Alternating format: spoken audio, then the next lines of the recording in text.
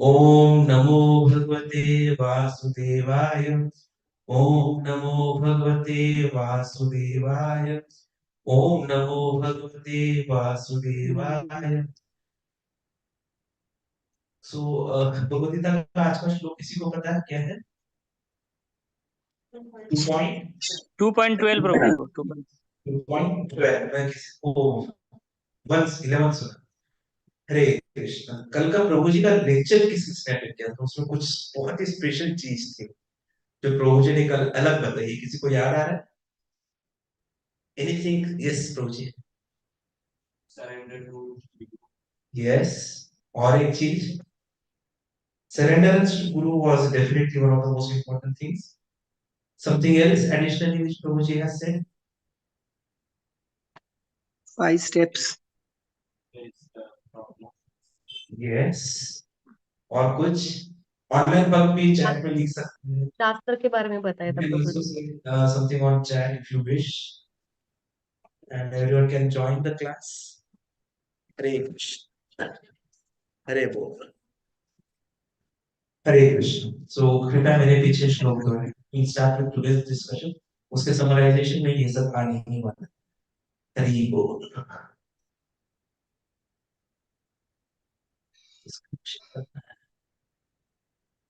सो हम कंटिन्यू कर रहे हैं दूसरा अध्याय। अध्याय का नाम है गीता का सार, और आज का हमारा श्लोका नंबर है 2. न तु एव अहम जातु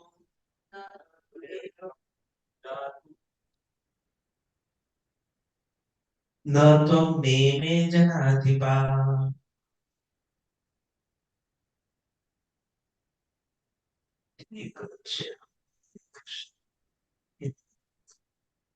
न च एव न भविष्यामः सर्वे वयमतः परम्। न तु एव अहम जातु न आसं न त्वं न जनाधिपाः। नत्वानेमे न च एव न भविष्यामः सर्वे वयमतः परम्। न तु एव अहं जातु न आसं न त्वं न इमे च अधिपाः। न च एव न भविष्यामः सर्वे वयम् अतः परम्। आप में से कोई पढ़ेगा?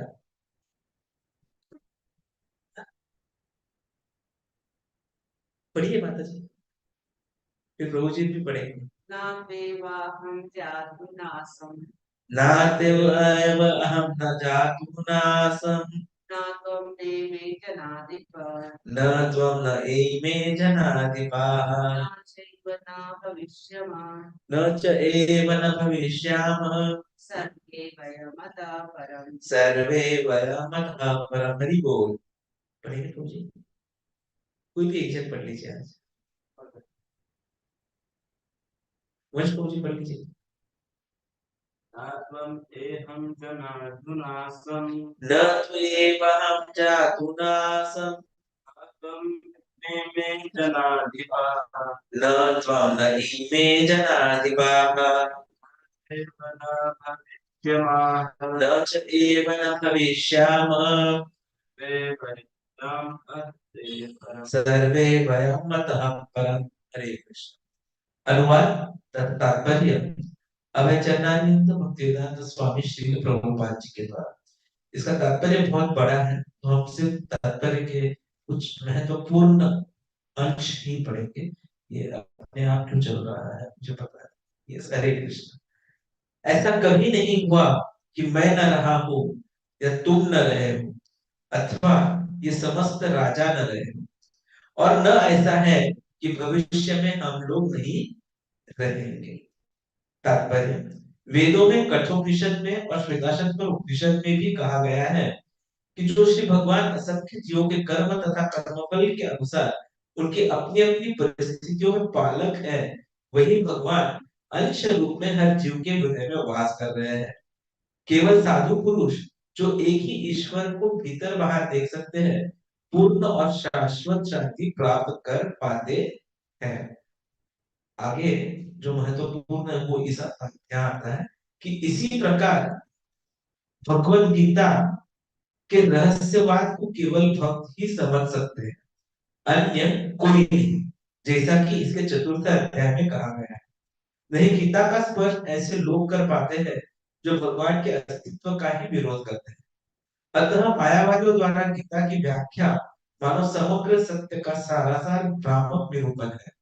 भगवान चैतन्य ने महावादियों द्वारा की गई गीता की व्याख्याओं को पढ़ने का निषेध किया है और चेतावनी दी है कि जो कोई ऐसे मायावादी दर्शन ग्रहण करता है वह गीता के वास्तविक रहस्य को समझ पाने में असमर्थ रहता है। यदि अस्तित्व का अभिप्राय अनुभवम्य प्रमाण से है तो भगवान द्वारा उपदेश देने की कोई आवश्यकता नहीं थी। आत्मा तथा परमात्मा का द्वैत शाश्वत तथ्य है और इसकी पुष्टि वेदों द्वारा होती है, जैसा कि ऊपर कहा जा चुका है। ओम अज्ञानतिमिरान्धस्य ज्ञानाञ्जनशलाकया चक्षुरुन्मीलितं येन तस्मै श्रीगुरवे नमः। श्रीचैतन्यमनोभीष्टं स्थापितं येन भूतले स्वयं रूप कदा मह्यं ददाति स्वपदान्तिकं। वन्देऽहं श्रीगुरो श्रीयुतापदकमलं श्रीगुरुन् वैष्णवांश्च श्रीरूपं साग्रजातं सहगणरघुनाथान्वितं तं सजीवं साद्वैतं सावधूतं परिजनसहितं कृष्णचैतन्यदेवं श्रीराधा कृष्णपादान् सहगणललिता श्रीविशाखान्वितांश्च। नमो ओम विष्णुपदाय कृष्णपृष्ठाय भूतले श्रीमते भक्तिवेदांत स्वामी इति नामिने। नमस्ते सरस्वती देवे गौरवाणी प्रचारिणे निर्विशेषा शून्यवाद पाश्चात्य देशकारिणे। जय श्री कृष्ण चैतन्य प्रभु नित्यानंद श्री अद्वैत गदाधर शिवासादि गौर भक्त वृंद। हरे कृष्णा कृष्णा कृष्णा हरे हरे, हरे राम राम राम हरे हरे। हरे कृष्णा कृष्णा कृष्णा हरे हरे, हरे राम राम राम हरे हरे। हरे कृष्णा कृष्णा कृष्णा हरे हरे, हरे राम राम राम हरे हरे।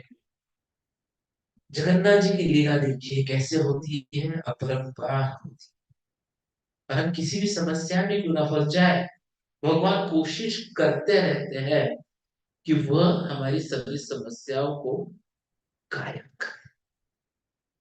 अब अर्जुन युद्ध नहीं लड़ने के इतने सारे कारण दे चुका था। कितने कारण दिए थे किसी को याद है? How many reasons? 5 कारण दिए। अब सोचिए, कोई एक कारण दे तो समझ सकता है, 2 कारण दे तो समझ सकता है, 3 समझ सकता है, पर उससे ज्यादा दे रहा है मतलब कन्विंस है। और ऐसा जो कोई कन्विंस हो उसको कन्वर्ट करना कितना मुश्किल होगा। हम बुक डिस्ट्रीब्यूशन के लिए जाते हैं, ग्रंथ वितरण के लिए जाते हैं, ले लीजिए ना प्रभु जी, बहुत अच्छा गीता है, श्लोक है, अनुवाद है, शब्दार्थ है, तात्पर्य भी है। नहीं, ये मेरे पास है, मेरे पापा पढ़ते हैं, हम तो मंदिर जाते हैं, रीजन का लाइन लग जाता है, हर रीजन का जवाब होता है। लेकिन जब उसके रीजन ज्यादा होते हैं तो हम क्या सोचते हैं, यार इसको कैसे कन्विंस करें, हम हार मान लेते हैं। लेकिन हमारे कृष्ण कन्हैया को देखिए, 5 एकदम सॉलिड रीजन है, एक से बढ़कर एक सॉलिड रीजन। फिर भी कृष्ण अब शुरुआत कर रहे हैं अपना 11वें श्लोक से उन्होंने शुरुआत किया। जैसे हमने 10वें श्लोक में देखा कि पहले तो जस्ट नॉर्मल डिस्कशन, अब 11वें श्लोक से डिटेल उनके हर रीजन को ब्रेक कर। तो सबसे पहला जो कारण दिया था हमारे अर्जुन ने, क्या कारण दिया था अर्जुन ने? दया। और कैसे? ज्ञान से दया आया था उनके। और उसका जो गलत है तुम्हारी यह सोच, दया नहीं होनी चाहिए, कंपैशन नहीं होना चाहिए। जब कृष्ण अब 11 से लेके 30 तक, मतलब कितने श्लोक हो गए? 20 श्लोक। हम बोलते हैं कि जीव दया रखो, और यहाँ पर अर्जुन के मन में दया थी और कृष्ण उस दया को ही हटा रहे, और सॉलिड हटाने वाले। सॉलिड हटाते हटाते उन्होंने शुरुआत ही कहां से की है? कल के श्लोक में क्या था उसका ट्रांसलेशन, या एक पॉइंट किसी को याद है? 11 श्लोक का पूर्ण पाठ किसी को याद आ रहा है? 11 श्लोक का मोस्ट इंपोर्टेंट पार्ट जो भगवान ने बोला। ऑनलाइन हो तो वो किसी को याद आया? But then we need to think।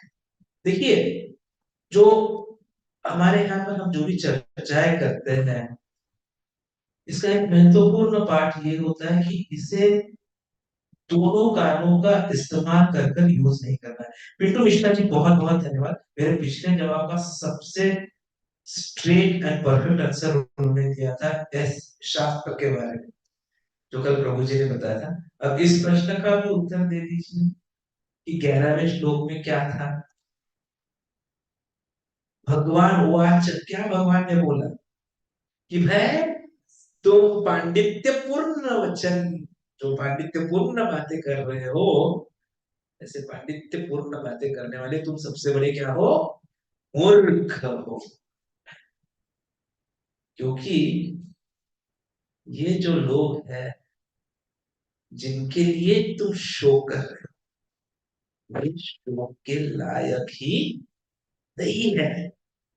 ये देखिए, दया क्यों आ रही थी?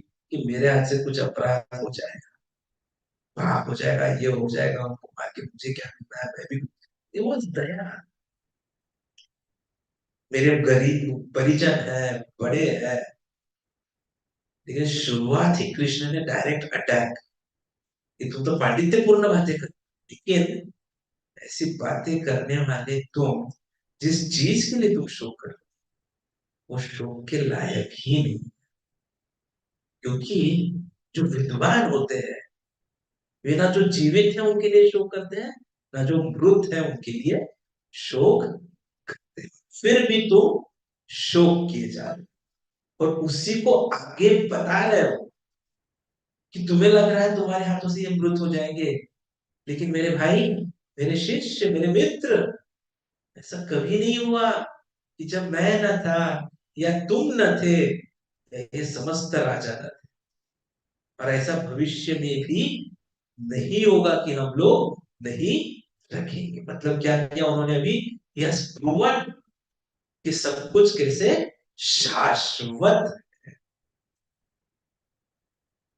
तो यह बात ये हुई कि ये जो भगवान के बारे में मायावादी जो फिलॉसफी होती है कि भगवान इम्पर्सनल है, तो शुरुआत वहां से होकर, और भगवत गीता का जो महत्वपूर्ण जो कुछ भी मैसेज है हमारे जीवन के लिए, उसमें का ये सबसे पहला महत्वपूर्ण श्लोक आता है। और इसलिए 108 श्लोक का जो भगवत गीता के हम लेते हैं दैनंदिन जीवन में, भगवत गीता जैसे कई सोसाइटीज में चल रहा है यह कार्यक्रम। आपकी सोसाइटी में नहीं हुआ तो कृपया आप संपर्क कीजिए, भक्ति योगा क्लब की तरफ से कोई ना कोई आकर आपकी सोसाइटी में भी इसकी शुरुआत करे। तो उन 108 महत्वपूर्ण श्लोकों में से यह है, और यह सबसे पहला महत्वपूर्ण श्लोक इसमें आता है भगवत गीता के मैसेज के बाद। अर्जुन के मन में यह डर था, ये रिश्तेदार है, मैं उन्हें मार दूंगा तो क्या हो जाएगा, वो सब मर जाएंगे। इसलिए कृष्ण बता रहे हैं कि ऐसा कभी कोई समय ही नहीं था कि जब वो नहीं थे, ना ऐसा कोई समय आएगा कि वो नहीं होंगे। That means everything is eternal. तो यहाँ कृष्ण हमें क्या सिखा रहे हैं? डायरेक्टली आत्मा के बारे में अभी जो ज्ञान वो देने वाले हैं उसकी शुरुआत वो कर, तो डायरेक्टली बता रहे हैं आत्मा के बारे में। क्योंकि आत्मा ही क्या है? हमारा जो अस्तित्व है उसकी इटर्निटी है। तो इसका मतलब क्या हुआ कि भाई हम सब जो है वो शाश्वत है। और हमेशा थे, है और रहेंगे। तो फिर क्या ये जो हम व्यक्तित्व देखते हैं, क्या वो किसी प्रकार का भ्रम है? Is it an illusion? अब जो सोचता है कि नहीं भगवान कोई व्यक्ति रेखा नहीं है, अव्यक्त स्वरूप भगवान के बारे में जो सोचते हैं, वो सबको लगता है कि हम सब मतलब आप मैं हम सब भ्रम। और मैं, ये जो मैं मेरा अपना, ये सबसे बड़ा समस्या, बिगेस्ट प्रॉब्लम। तो यदि मैं आगे जाकर मैं इस मैं को ही डिसॉल्व कर दूंगा और उस ब्रह्मन में विलीन हो जाऊंगा, तो मेरी सभी समस्याएं दूर हो जाएंगी। But the thing is, if I merge with that eternal consciousness, then there will be no mysteries. Because mysteries are coming from I, mind, is substance. पर एक्चुअली ये भ्रम, और ये भ्रम इसलिए है क्योंकि हम हर एक का जो व्यक्तिगत स्वरूप होता है, इंडिविजुअली होती है, हर एक का एक इंडिविजुअल पर्सनैलिटी होता है, उसको इससे नकार दे कि मैं आप किसी में विलीन हो जाओ। लेकिन वैसा तो होता नहीं है। यदि वैसा हुआ होता तो पुनर्जन्म क्यों होता है? हम पुनर्जन्म की कहानियां सुनते हैं ना। फेमस स्टोरी तो वो हमारे मुंबई के मीठी मैरी कॉलेज के बच्चे की थी, कि जो बताता है सबको स्कूल में, जब स्कूल में तो बाद में स्टोरी होता है, जब वो छोटा सा था 3 साल का, तब वो अपने मम्मी पापा को बोलता है कि मैं नहीं हूँ, मैं तो राजस्थान से हूँ, चित्तौड़ से हूँ। और वो बताता है वहां पे वो क्या करता है, उनको डाउट होता है, फिर वो स्टडी करता है, साइंटिफिक एनालिसिस हुआ था उसका, और उसने प्रूव किया था कि ये से मेरा पुनर्जन्म। अब यदि व्यक्तिगत स्थिति नहीं होती, यदि इंडिविजुअलिटी नहीं होती, तो क्या ये पॉसिबल होता? यदि सब कोई हर कोई मरने के बाद कहीं विलीन होने वाला होता है, तो ये पॉसिबल नहीं होता। तो इसलिए जो ये सोचते हैं वो गलत है, और एक्चुअली ये ऐसी सोच ही भ्रम है। अब दूसरी चीज देखते हैं कि क्या हम सब भगवान हैं, लेकिन हम सोच रहे हैं हम इंसान हैं। ऐसे भी लोग बोलते हैं, और इसलिए तो हम प्रायः देखते हैं कि हर दिन कोई ना कोई एक नया भगवान दिखा हो जाता है, स्पेशली भारत में। विदेशों का तो कुछ इतना ज्ञान नहीं, वो तो वहां पे भी होता। अब इसके ऊपर रामानुजाचार्य जो थे, वे गीता भाष्य में एकदम सरल भाषा में बताते हैं। श्री भाष्य जो उन्होंने लिखा है बहुत ही इंट्रिकेट सब्जेक्ट है, जहां वो क्या बोलते हैं उसे, शारीरिक भाष्य, जो वेदांत सूत्र पर शंकराचार्य जी ने लिखा था, उसके लिए सॉलिड आर्गुमेंट्स पेश करते हैं कि कैसे वो गलत है। अब शंकराचार्य बहुत बड़े थे, in fact he was one of the shaktavesha avatar, सब लोग उस काल के हिसाब से उन्होंने जो किया सही किया था। लेकिन उसकी वजह से हर कोई वैसे ही सोचने लगे, अब काल बदल गया तो ज्ञान जो है असली आना चाहिए। तो रामानुजाचार्य जी ने जो गीता भाष्य लिखा है, उसमें उन्होंने ये क्लियरली किया है। और सभी जो आर्गुमेंट्स आए थे वो सब हटा दिए। और माधवाचार्य जी जो थे, हम किस संप्रदाय से आते हैं, किसी को पता है? माधवाचार्य तो उसके जनक है।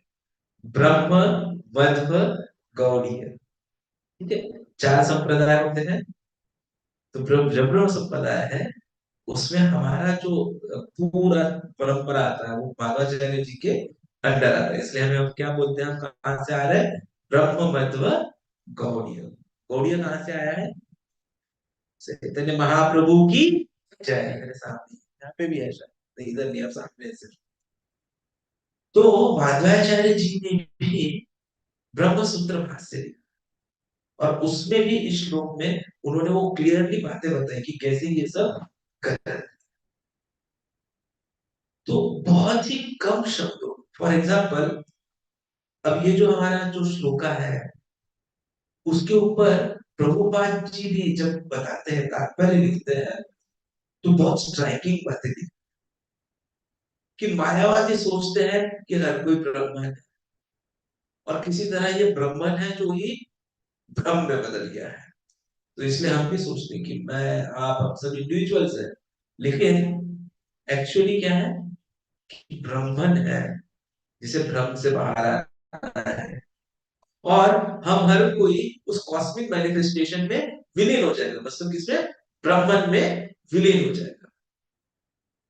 तो प्रभुपाद जी पूछते यदि वो सच है तो कृष्ण यहाँ पर ऐसा क्यों बता रहे हैं कि आप पहले भी थे, और ना उतना बोल रहे हैं, आप पहले भी थे और आप आगे भी रहे। अब कोई सोचे कि नहीं, शायद कृष्ण इसलिए बोल रहे हैं कि शायद वो हमारे भौतिक जो व्यवस्था है हमारी उसके बारे में बता रहे हैं, कि हम पहले थे छोटे थे, अब आगे बूढ़े हो जाएंगे। जैसे कोई बोल सकता है, जैसे बहुत से राजा होते हैं या हमारे बहुत से नेता लोग होते हैं, उन्हें भ्रम रहता है पुराने जो यश या कीर्ति थी या राज्य था उसका, और वो उसी भ्रम में जीते हैं कि हाँ हम हमेशा रहेंगे ही रहेंगे।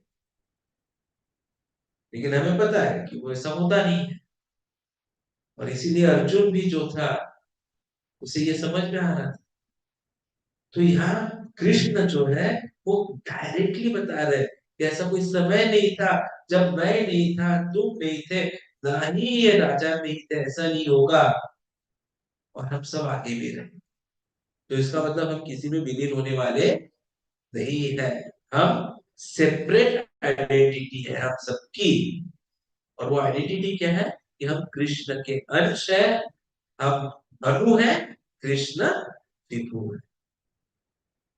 तो ये बात भी इस श्लोक में बहुत अच्छे से आ रही है। तो उल्टा जो मायावादी लोग बोलते हैं वह भ्रम, और जब तक वह भ्रम रहेगा तब तक हम इस भौतिक दुनिया में फंसे रहेंगे।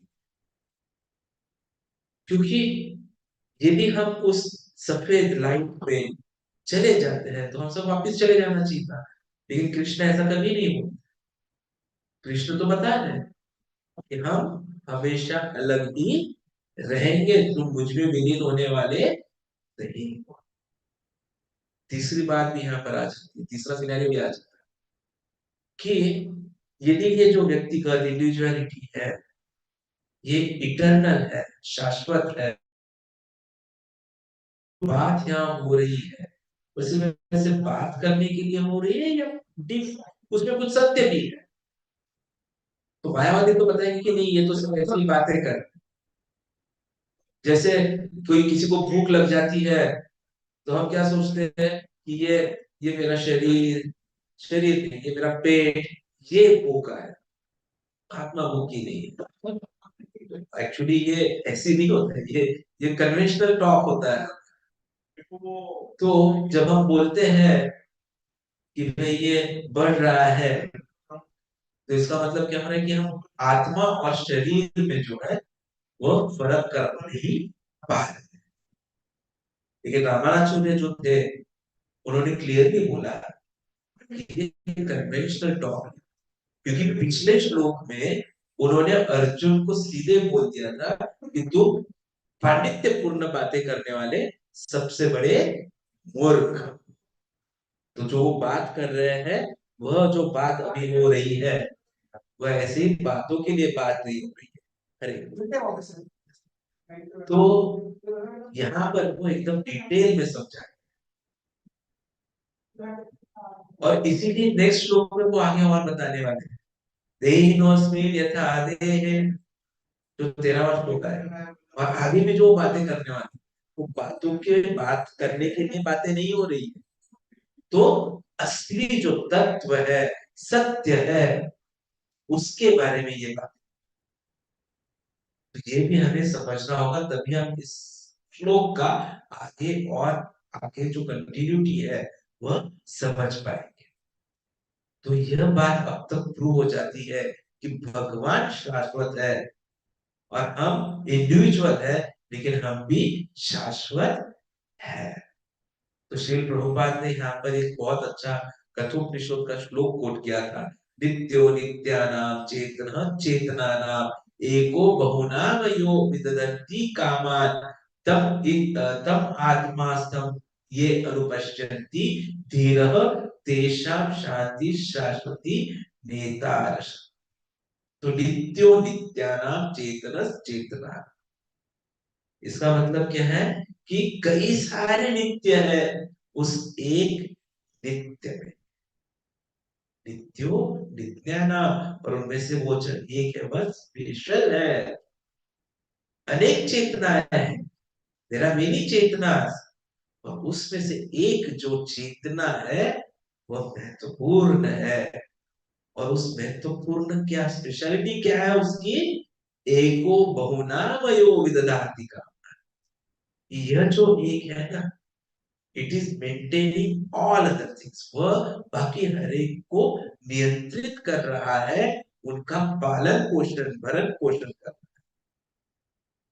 तो यदि हम उसे समझ ले तो हमारे सभी दुखों से, सभी कष्टों से मुक्त हो जाओगे। तब आत्मा स्तंभ ये अनुपश्यन्ति धीरा, जो धीर व्यक्ति होते हैं वह देखते हैं कि यह जो एक है के हृदय में है।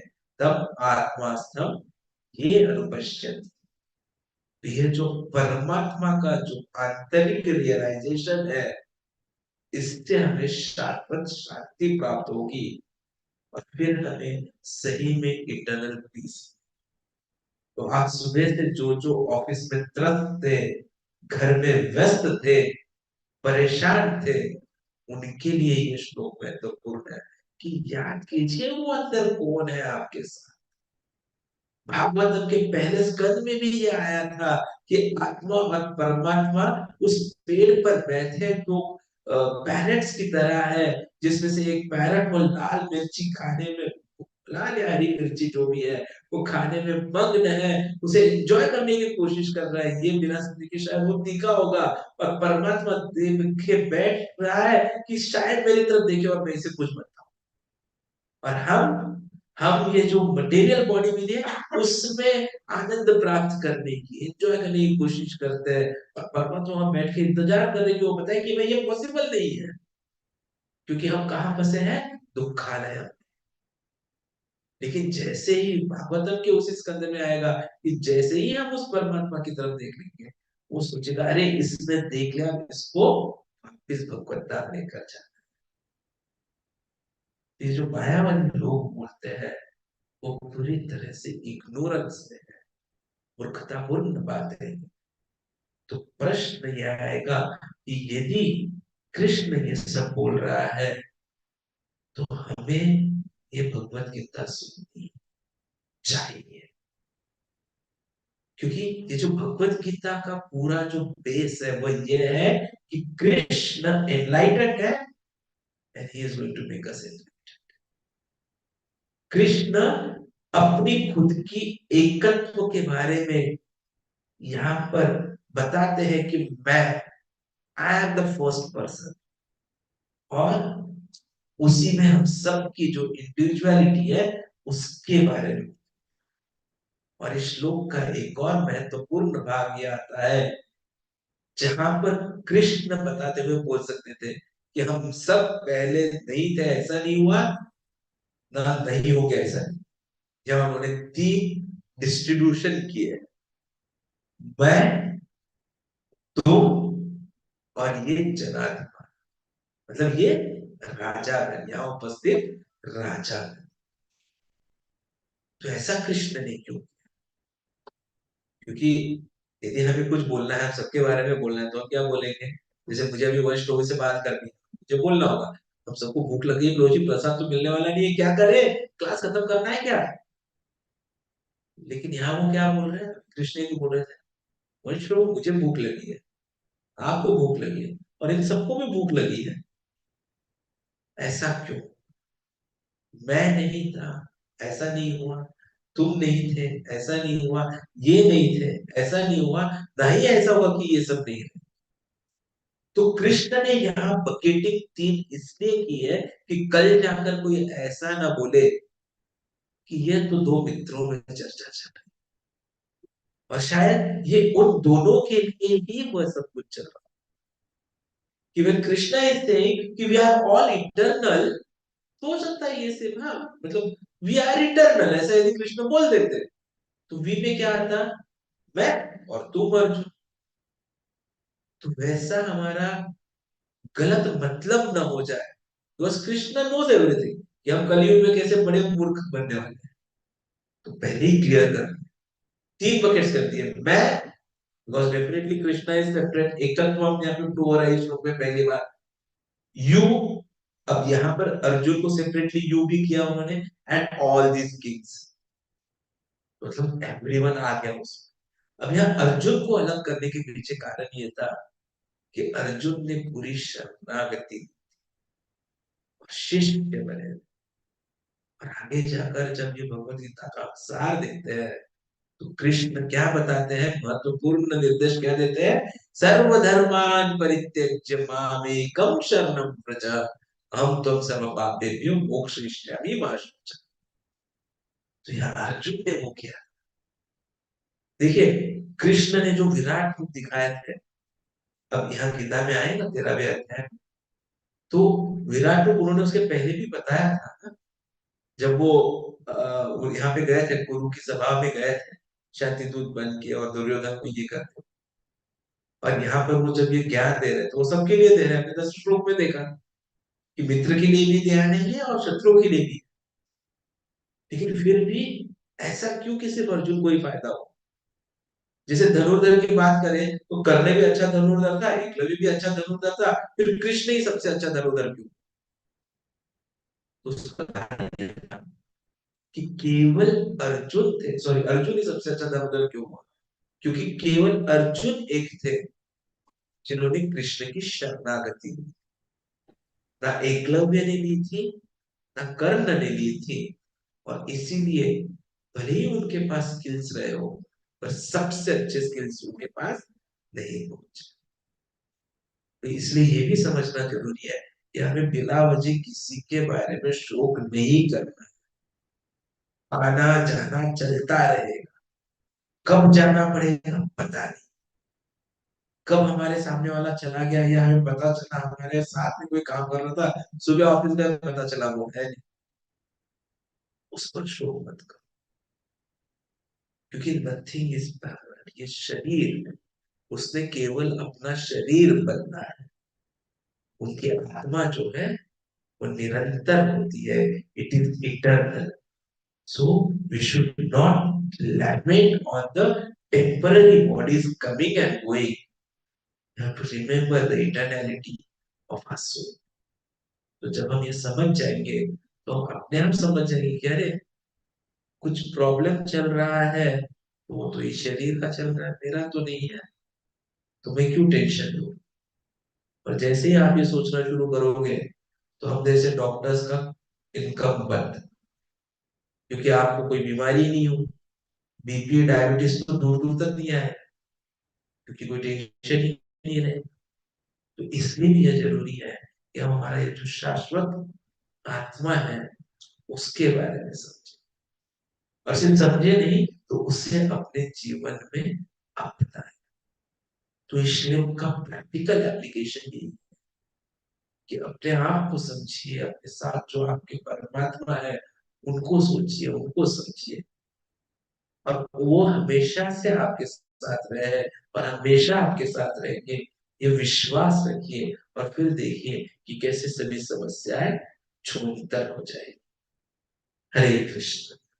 आप में से किसी के कोई प्रश्न या कोई टिप्पणी हो तो बताइए, क्योंकि ये लास्ट मोमेंट पे थोड़ा सा स्पीकर चेंज हुआ है, असुविधा के लिए क्षमा चाहते हैं। आप अनम्यूट करके बोल सकते हैं, किसी को कोई प्रश्न हो या कोई भी टीका टिप्पणी हो तो, या इस श्लोक पे और कुछ बोलना है। हरे कृष्णा। आपका कुछ प्रश्न माता जी, ये श्लोक जी। भगवान ने किया of Godhead is also by his planetary portion। तो वो परमात्मा और कृष्ण में जो डिफरेंस है। ओके, बाइस प्लेनरी पोर्शंस। देखिए कृष्ण जो थे, ये जो सब है ये expansions. So Paramatma is also an expansion of Krishna, Mahavishnu. ठीक है, so you have got your Garbhodakshaya Vishnu, Kshirodakshaya Vishnu, Kalodakshaya Vishnu.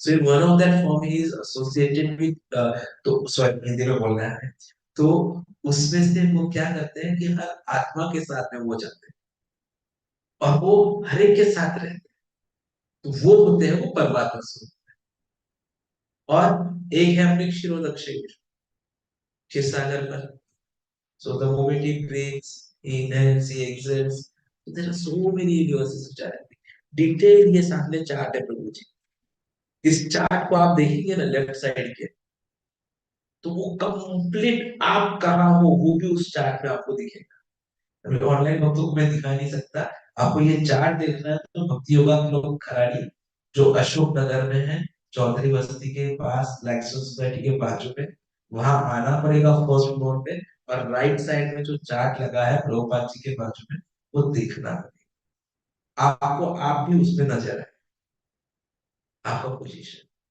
so when he's talking about plenary expansion he's talking about all this plenary portion so it is expansion actually तो Mayawati philosophy जो थी उसको rebut करने के लिए प्रभुपाद जी उस श्लोक के तात्पर्य में ये सब बातें बता ठीक है हरे कृष्ण और किसी का कोई प्रश्न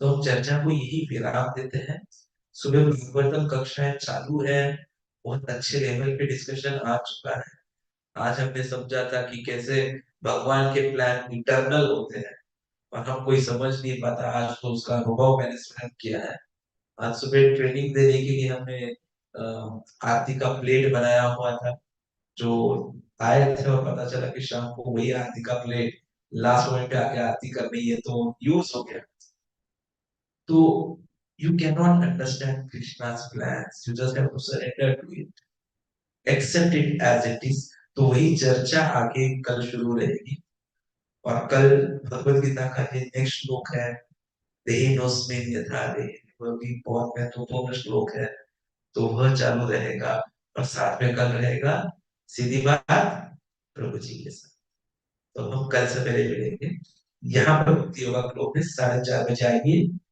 5 बजे मंगल आरती करेंगे फिर बाद में 7 बजे श्रृंगार आरती हो जाएगी 7:15 बजे और 7:20 को भागवतम कक्षा शाम को 7